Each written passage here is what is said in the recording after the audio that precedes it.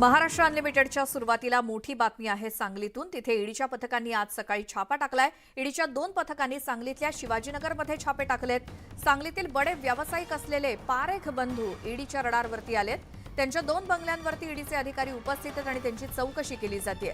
दरम्यान त्यांच्या बंगल्याबाहेर सीआरपीएफचे जवान सुद्धा तैनात ठेवण्यात आले। आसिफ मुरसल आमचे प्रतिनिधी सांगलीतून आपल्यासोबत फोन लाईनवरती आहेत। आसिफ, सांगलीमध्ये आज ईडीनं कुठे कुठे कोणावरती छापे टाकलेत? आज सकाळी ईडीच्या अधिकाऱ्यांनी 2 पथकांनी इथं पारेख म्हणून आहेत बंधू आहेत जे उद्योगपती आहेत त्यांच्या घरावर छापे टाकले। शिवाजीनगरच्या सांगलीमधील हा मध्यवर्ती भाग आहे, तर त्या ठिकाणी हे ईडीचे अधिकारी सकाळपासून छापे टाकून चौकशी करतात। यामध्ये 2 पथके आहेत, या 11 अधिकारी आहेत आणि 4 सीआरपीचे जवान जे बाहेर तैनात। बरं आसिफ, नीट आवाज पोहोचत नाहीये, मात्र सांगलीतले 2 बडे व्यावसायिक आहेत पारेख नावाचे, ज्यांच्या बंगल्यावरती आज सकाळीच ईडीचं पथक येऊन धडकलं आणि छापा पडलाय।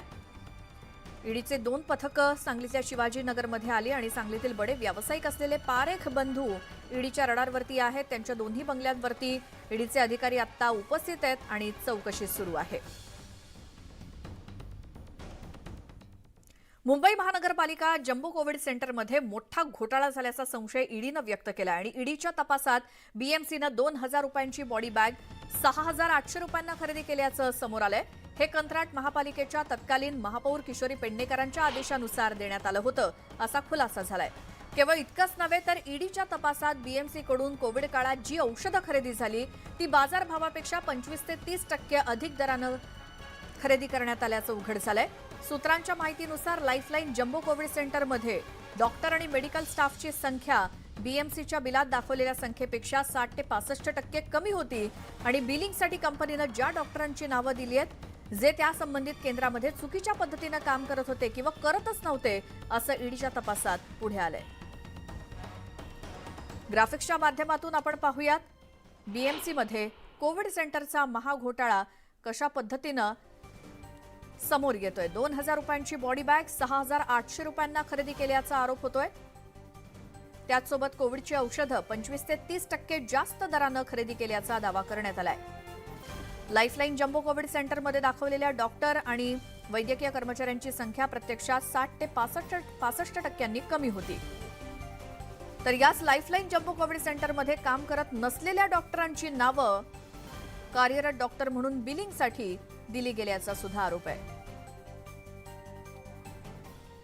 आता ईडीनं कोविड सेंटर घोटाळा प्रकरणी आयएएस अधिकारी संजीव जयस्वाल यांच्या घरी धाड टाकली होती आणि संजीव जयस्वाल हे सध्या म्हाडाचे उपाध्यक्ष आहेत। कोविड काळामध्ये ते बीएमसीचे अतिरिक्त आयुक्त होते। तपासाच्या वेळी ईडीच्या अधिकाऱ्यांना जयस्वाल आणि कुटुंबियांच्या नावे 24 संपत्तीचे दस्तावेज आढळलेत आणि त्यामध्ये मुंबईसह राज्यातील अन्य महत्त्वाच्या शहरातील मालमत्ता आहे।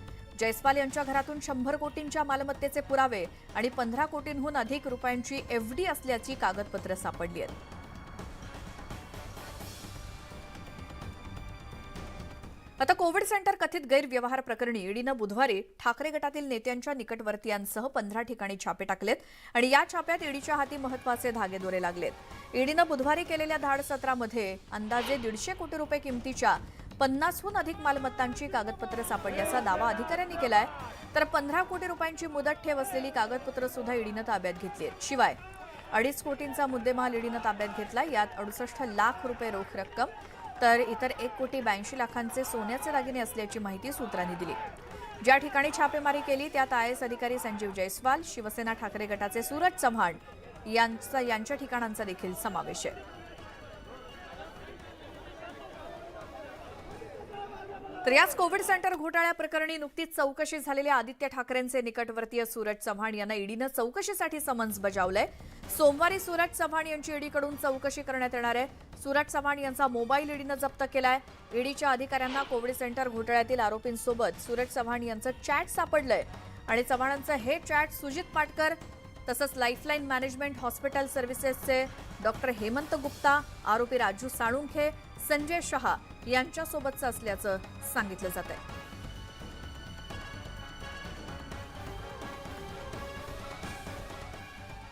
आणि आता राज्याच्या राजकारणातनं एक मोठी बातमी. 2024च्या लोकसभा निवडणुका आता अवघ्या काही महिन्यांवरती येऊन ठेपल्यात.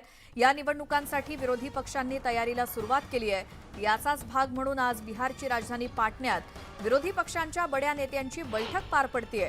भाजप विरोधातले 15 पक्ष या बैठकीसाठी एकत्र येत आहेत आणि महाराष्ट्रातून या बैठकीसाठी स्वतः उद्धव ठाकरे, आदित्य ठाकरे उपस्थित आहेत. तर राष्ट्रवादी काँग्रेसकडून स्वतः पक्षाचे अध्यक्ष शरद पवार उपस्थित राहतील. त्याचसोबत पक्षाचे नवनियुक्त कार्यकारी अध्यक्ष प्रफुल्ल पटेल आणि सुप्रिया सुळे हे सुद्धा बैठकीला उपस्थित राहणार आहेत. या बैठकीचा उद्देश हा नरेंद्र मोदी यांच्या नेतृत्वातील सरकार आणि भाजप विरुद्ध 2024 साली होणाऱ्या लोकसभा निवडणुकीच्या आधी विरोधकांची मोट बांधणं हा आहे. आणि त्यामुळेच हे सर्व विरोधी पक्ष आज पाटण्याच्या मंचावरून काही घोषणा करणार का हे पाहणं महत्त्वाचं ठरणार आहे.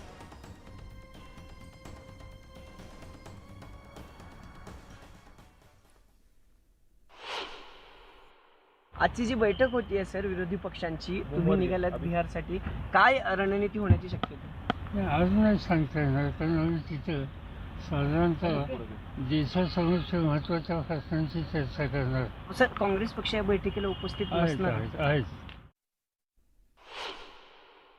11:30 बजे सुबह से बैठक होनी है और बैठक से पहले तमाम जो नेता हैं वो लगातार बारी बारी से पहुंच रहे हैं. फिलहाल अभी जो खबर आ रही है कि उद्धव ठाकरे भी अब कुछ ही देर बाद पटना पहुंचने वाले हैं.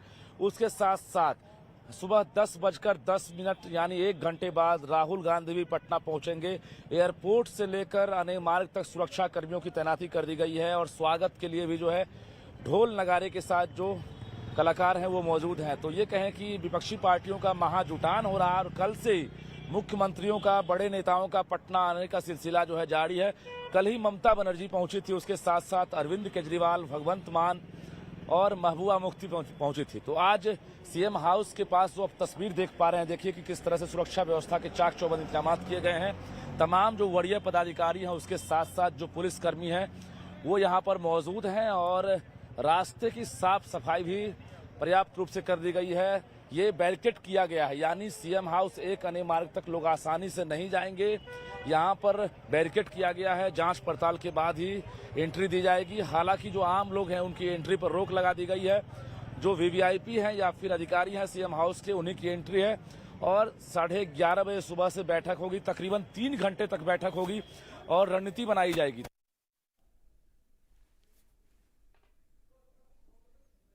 आणि आता पुढच्या बातमीकडे वळतोय. एक धक्कादायक बातमी आहे नगरमधून. अहमदनगरमध्ये पकडलेल्या बिबट्याला वन विभागानं चक्क चपात्या खायला दिल्याचा धक्कादायक प्रकार समोर आलाय. लोणी गावात लोणी गावामध्ये एका बिबट्याला जेरबंद करण्यात आलंय. मात्र या बिबट्याची सध्या उपासमार सुरू आहे, कारण कामचुकार वनविभाग अधिकाऱ्यांनी मांसाहारी बिबट्याला चक्क चपात्या खायला घातल्या आहेत. त्यामुळे वन विभागाच्या कार्यालय परिसरात पिंजऱ्यामध्ये बंद बिबट्याचे हाल सुरू असल्याचं वास्तव समोर आलंय आणि याबाबत वन कर्मचाऱ्यांवरती कारवाईची मागणी देखील करण्यात येते. वन विभागानं पकडलेल्या बिबट्याला मांस खाऊ घालण्याची तरतूद सुद्धा केलेली आहे. मात्र लोणी इथे वन विभागाच्या कार्यालयात आणलेल्या बिबट्याकडे वन विभागाचे कर्मचारी आणि अधिकाऱ्यांचं दुर्लक्ष झालंय. सुरक्षेची कोणतीही काळजी न घेणाऱ्या कर्मचाऱ्यांवरती कारवाई करावी अशी तक्रार सामाजिक कार्यकर्त्यांनी पोलीस ठाण्यात केली आहे. आणि याचाच अर्थात उपासमार होणाऱ्या बिबट्याचा आढावा घेतला आमचे प्रतिनिधी हरीश दिमोटे यांनी. अहमदनगर जिल्ह्यामध्ये अनेक ठिकाणी बिबटे धुमाकूळ घालताना दिसत आहेत. वन विभाग खरं तर यांना जेरबंद करतं आणि जेरबंद केल्यानंतर या बिबट्यांचं पालनपोषण करण्याची जबाबदारी देखील वन विभागाची असते. आता मी लोणी येथील वन विभागाच्या कार्यालयामध्ये आहे आणि हा जो पकडलेला बिबट्या आहे याला जवळपास 4 दिवस झालेत याला पकडलेला आहे. मात्र तो 4 दिवसापासून त्याची उपासमार होते आणि अक्षरशः त्याला चपात्या खाऊ घातल्या जात आहेत. आपण जर बघितलं तर हा जर बिबट्या याचा जे भक्ष्य आहे हा मांसाहारी प्राणी आहे आणि त्याला खरं तर मांस खाऊ घातलं पाहिजे असतं आणि वन विभागाला तशी तरतूद देखील केलेली असते. मात्र वन विभाग कुठेतरी हलगर्जीपणा करताना दिसतंय आणि या बिबट्याची उपासमार होते. या विरोधात सामाजिक कार्यकर्त्यांनी तक्रार देखील दाखल केली आहे. काय तुमचं म्हणणं आहे आणि काय तक्रार तुम्ही दाखल केली आहे? मी सकाळी माझ्या कामानिमित्त सामाजिक वनीकरण राहतचे इरिगेशन बंगल्याजवळ कार्यालय इथे आलो होतो. त्यावेळेस मला इथं कोणी गार्ड नसताना एक पिंजरा आढळून आला. मी पाहिला असं त्याच्यात बिबट्या दिसला आणि बिबट्याला चपाती टाकलेली दिसली. तर त्यानंतर मी पोलीस स्टेशनला कळवलं. आणि पोलीस स्टेशनकडून मी लेखी कागद घेतला. त्यानंतर मी वन विभागाच्या सर्व अधिकाऱ्यांना फोन केले. संबंधित वन विभागाचे अधिकारी प्रतिभा सोनवणे, गाढे आणि सुनील मेहरे इथले या कोणीही फोन उचलला नाही आणि त्यामुळे या बिबट्याला 3-4 दिवसापासून इथं बंदिस्त केलेलं आहे. हा वन्य प्राणी असून या वन्य प्राण्याला त्याच्या प्रोटोकॉलप्रमाणे खाद्य वगैरे दिलं पाहिजे, त्याला पाण्याची व्यवस्था केली पाहिजे. परंतु इथं गार्ड नाही, त्या पिंजऱ्याला कुलूप नाही आणि इथं 50 फुटावर शाळेतील मुलं खेळत दिसले. तर त्यामुळे त्यांच्या जीव हा जर सुटला तर त्याच्या हिंस्र प्राण्याच्या आघातामुळे या वन्य प्राण्याच्या आघातामुळे मनुष्य प्राण्याला हानी पोहोचू शकते. याची जबाबदारी वन विभागाने उचललेली नाही. जर वन विभागाला पकडलेले बिबटे जर सांभाळता येत नसेल तर त्यांनी हे जे बिबटे आहेत ते किमान दुसरीकडे जंगलामध्ये सोडणं गरजेचं आहे. आणि दुसरी हरीश देमोटे, न्यूज 18 लोकमत, अहमदनगर. मार्केट यार्डातील घाऊक बाजारात टोमॅटोची आवक घटल्यानं दरांमध्ये मोठ्या प्रमाणावर वाढ झाली आहे. किरकोळ बाजारात सध्या 1 किलो टोमॅटोची विक्री 60 ते 70 रुपये या दरानं केली जाते. बुधवारी 18 ते 28 रुपये प्रति किलो दरानं उपलब्ध असलेल्या टोमॅटोच्या दरात एका दिवसात 27 ते 40 रुपयांची वाढ झाली आहे. परराज्यातून आणि महाराष्ट्रातून होणारी टोमॅटोची आवक कमी झाल्यानं टोमॅटोचे भाव वधारल्याचं व्यापारी सांगतायत. टोमॅटोला दर मिळत नसल्यानं शेतकऱ्यांनी टोमॅटोचं उत्पादन घेणं बंद केल्यामुळे मार्केट यार्डमधील टोमॅटोची आवक निम्म्यावरती आली आहे. परिणामी आता पुरवठ्याच्या तुलनेत मागणी अधिक असल्यानं टोमॅटोच्या दरात तेजी आली आहे.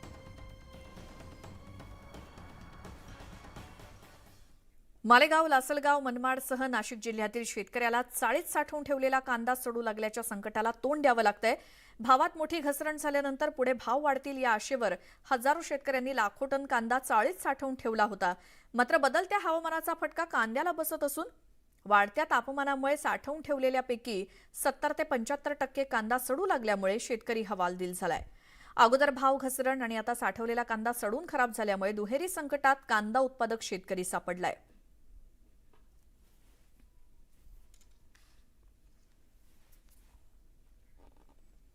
राज्य सरकार आता लवकरच नवं सागरी विकास धोरण आणणार आहे आणि त्यात भाडेतत्वावर जमिनी देताना सवलती तसंच हाऊस बोट्स आणि तिकीट दरात सवलत आदींचा समावेश असेल. राज्य मंत्रिमंडळाच्या बैठकीत लवकरच या धोरणाला मान्यता दिली जाणार असल्याची माहिती सूत्रांनी दिली. शेजारी राज्य गुजरातशी स्पर्धा करताना सुविधा आणि सवलतींचं पॅकेज देण्यावरती भर असेल.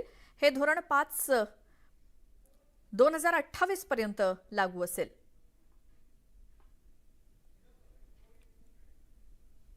सोलापूर-धुळे राष्ट्रीय महामार्गावरती बीडच्या पेंडगाव जवळ भीषण अपघातामध्ये 3 जणांचा जागीच मृत्यू झालाय तर 1 जण गंभीर जखमी झालाय. अपघात इतका भीषण होता की गाडीचा चक्काचूर झालाय. मध्यरात्री 2च्या सुमारास गाडीवरील चालकाचं नियंत्रण सुटल्यामुळे हा अपघात झाला.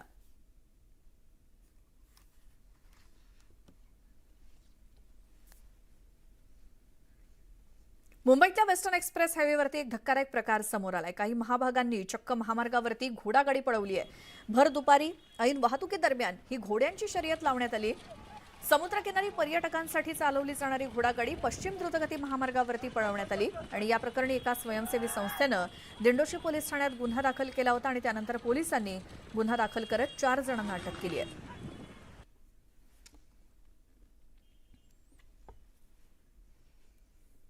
नागपूरच्या सावनेरमधील रेल्वे क्वार्टर परिसरात बॅटरीचा स्फोट झाला. या घटनेमध्ये 9 वर्षीय चिराग पाटीलला गंभीर दुखापत झाली आहे. रस्त्यावरती पडलेल्या बॅटरीसोबत हा मुलगा खेळत होता. त्यानंतर बॅटरीचा स्फोट झाला आणि स्फोट इतका भीषण होता की त्यात लहान मुलाच्या डाव्या गालाला गंभीर दुखापत झाली आहे.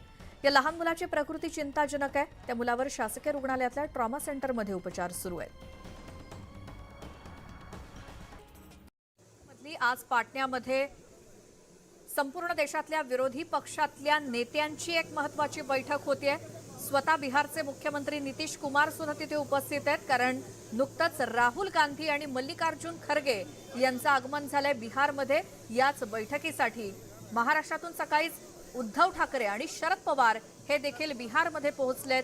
त्यानंतर संपूर्ण देशातले महत्त्वाचे नेते जे विरोधी पक्षातले आहेत, साधारण संपूर्ण देशातल्या 15 विरोधी पक्षाचे नेते आज बिहारच्या पाटण्यामध्ये येत आहेत कारण आगामी लोकसभा निवडणुकीमध्ये भाजप विरोधात या विरोधकांची एक फळी तयार होते आणि त्याच संदर्भात चर्चा करण्यासाठी एक महत्त्वाची बैठक आज संपूर्ण देशातल्या विरोधकांची बोलावण्यात आलेली आहे आणि त्यासाठीच देशभरातून वेगवेगळे महत्त्वाचे नेते आज बिहारच्या पाटण्यामध्ये पोहोचत आहेत. नुकतीच ही दृश्य आपण पाहतोय. मल्लिकार्जुन खरगे आणि राहुल गांधी यांचं आगमन झालंय बिहारमध्ये. महाराष्ट्रातून सुद्धा उद्धव ठाकरे, शरद पवार, सुप्रिया सुळे, प्रफुल्ल पटेल हे नेते आजच्या या बैठकीला उपस्थित राहत आहेत. त्यासाठी हे नेते सकाळीच मुंबईतून रवाना झालेत. आमचे प्रतिनिधी प्रशांत लीला रामदास आपल्यासोबत फोन लाईनवरती आहेत. प्रशांत, विरोधकांची ही बैठक पाटण्यामध्ये किती वाजता सुरू होणार आहे? कोण कोण पोहोचले? महत्वाचं म्हणजे आता थोड्याच वेळापूर्वी राहुल गांधी आणि मल्लिकार्जुन खरगे विमानतळावरती पोहोचलेले आहेत. त्यानंतर ते काँग्रेसच्या मुख्यालयात जातील. तिथे त्यांची कार्यकर्त्यांसोबत भेट होणार आहे. एक अत्यंत महत्वाची बैठक जी विरोधकांची आहे ते देखील होणार आहे. ते मुख्यमंत्र्यांच्या निवासस्थानी होणार आहे. यासाठी अनेक विरोधी पक्ष नेते पोहोचल्याची माहिती पुढे आलेली आहे. महत्वाचं म्हणजे मल्लिकार्जुन खरगे आणि राहुल गांधी आज सकाळीच दिल्लीहून तिथे रवाना झाले होते आणि त्यानंतर आता थोड्याच क्षणापूर्वी ते विमानतळावरती उतरले देखील आहे. आणि सोबतच जर बघितलं तर भारतीय जनता पक्षाच्या विरोधामध्ये एक प्रकारे विरोधकांची मूठ बांधण्यासाठी अत्यंत महत्वाची बैठक होईल. या बैठकीमध्ये फारुख अब्दुल्ला असेल, ममता बॅनर्जी असतील, स्टॅलिन असतील, अरविंद केजरीवाल असतील, असे अनेक जे विरोधी पक्षांचे नेते आहेत ते उपस्थित राहणार आहे. गेल्या काही दिवसापूर्वी ही 12 जून रोजी बैठक होणार होती, पण अनेक नेते हे बाहेर असल्यामुळे आणि काही नेत्यांची तब्येत किंवा आजारी असल्यामुळे ही या बैठकीची तारीख पुढे सरकार झाली होती. त्यानंतर आज 23 जून रोजी ही बैठक पाटण्यात होत आहे. जी प्रशांत, धन्यवाद या सगळ्या माहितीसाठी. ही थेट दृश्य आपण बिहारमधली दाखवतोय. थोड्याच वेळात या बैठकीला सुरुवात होईल आणि या बैठकीसाठीच काँग्रेसचे नेते राहुल गांधी आणि मल्लिकार्जुन खरगे पाटण्यामध्ये पोहोचले. तर उद्धव ठाकरे, शरद पवार हे देखील पाटण्यातल्या आजच्या विरोधकांच्या बैठकीला हजर असतील. साधारण 11:30 वाजता या बैठकीला सुरुवात होईल. स्वतः बिहारचे मुख्यमंत्री नितीश कुमार हे देखील सर्वांचं स्वागत करतायत पाटण्यामध्ये. आणि आता नुकतेच राहुल गांधी पोहोचलेले आहेत आणि मल्लिकार्जुन खरगे देखील. महाराष्ट्रातील नेते हे देखील पोहोचलेत. उद्धव ठाकरे असतील किंवा शरद पवार असतील, त्याचसोबत संपूर्ण देशभरातून 15 विरोधी पक्षांचे नेते आजच्या पाटण्यातल्या या बैठकीला हजर राहणार आहेत. आणि काय रणनीती आखली जाते संपूर्ण देशातल्या या नेत्यांकडून आगामी लोकसभा निवडणुकीसाठी भाजप विरोधात हे आपल्याला कळेलच. मात्र आज पाटण्याच्या या व्यासपीठावरून काही मोठी घोषणा या विरोधकांच्या गटाकडून होते का, याकडे देखील आज संपूर्ण देशाचं लक्ष लागलंय.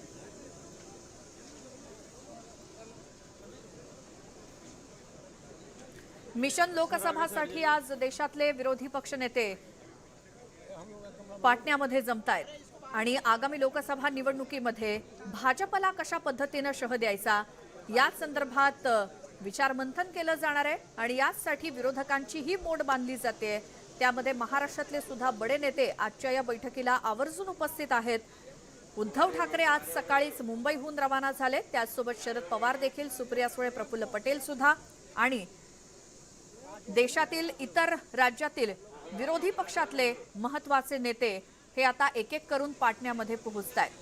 त्यांचं स्वागत स्वतः बिहारचे मुख्यमंत्री नितीश कुमार करतायत.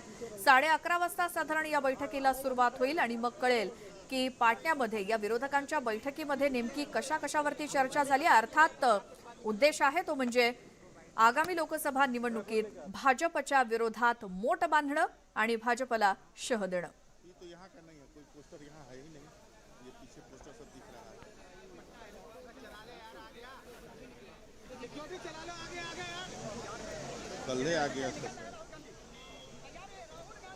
ही थेट दृश्य आहेत. एक एक करून नेते जे पोहोचतायत बिहारच्या पाटण्यामध्ये, त्याची ही दृश्य थेट पाटणा विमानतळावरून. नुकतेच राहुल गांधी पोहोचलेत आणि त्यासोबत संपूर्ण भारतातले विरोधी पक्षातले नेते एक एक करून पाटण्यामध्ये पोहोचतायत. आणि हे सगळ्या नेत्यांची बैठक ही साधारण सकाळी 11:30 वाजता पाटण्यामध्ये सुरू होईल. बिहारचे मुख्यमंत्री स्वतः आहेत तिथे स्वागताला प्रत्येक नेत्यांच्या. ज्या पद्धतीनं शरद पवार पोहोचतायत त्याचसोबत उद्धव ठाकरे हे देखील मुंबईतनं आज सकाळीच रवाना झालेत या महत्वाच्या बैठकीसाठी. आगामी लोकसभा निवडणुकीत भाजपला कशा पद्धतीनं टक्कर द्यायची यासाठी रणनीती ठरवली जाणार आहे. काही महिनेच आता लोकसभा निवडणुकीला शिल्लक आहेत 2024च्या आणि म्हणूनच त्याआधी कशा पद्धतीनं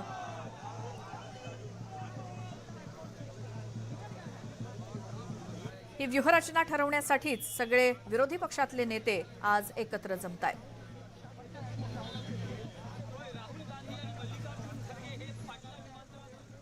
आणि आता भेटी लागी जीवाच्या माध्यमातून पाहूयात आषाढी वारीतले अंतरंग.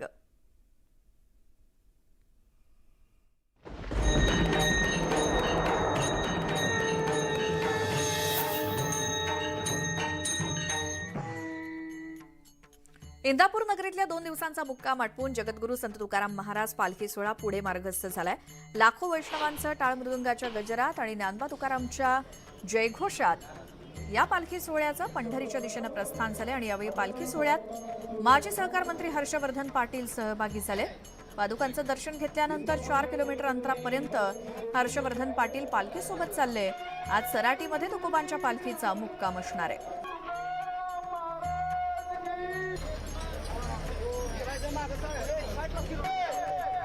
आणि आता एक नजर टाकूयात राज्यातल्या प्रमुख शहरातल्या आजच्या तापमानावर.